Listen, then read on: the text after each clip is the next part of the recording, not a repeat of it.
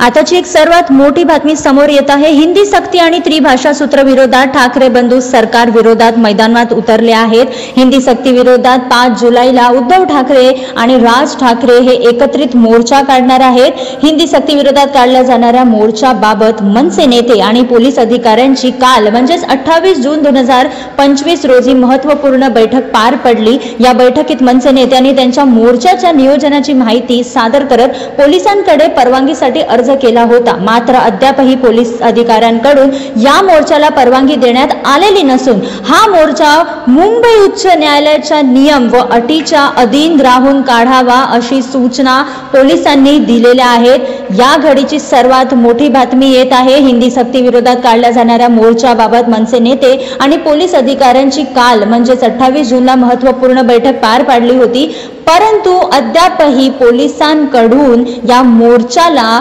परवानगी देण्यात आलेली नाही आहे। कारण मुंबई उच्च न्यायालयाच्या नियम व अटीच्या अधीन राहून त्यांना हा मोर्चा काढावा लागणार आहे अशी सूचना पोलिसांनी दिली आहे। हिंदी सक्ती आणि त्रिभाषा यांच्या विरोधात ठाकरे बंधू सरकार विरोधात आता एकत्र मैदानात उतरले आहेत। हिंदीच्या मुद्द्याविरोधात ठाकरेंची शिवसेना ठाकरे गट तसेच मनसे या दोन्ही पक्षांचा एकत्र मोर्चा आता 5 जुलैला होणार आहे।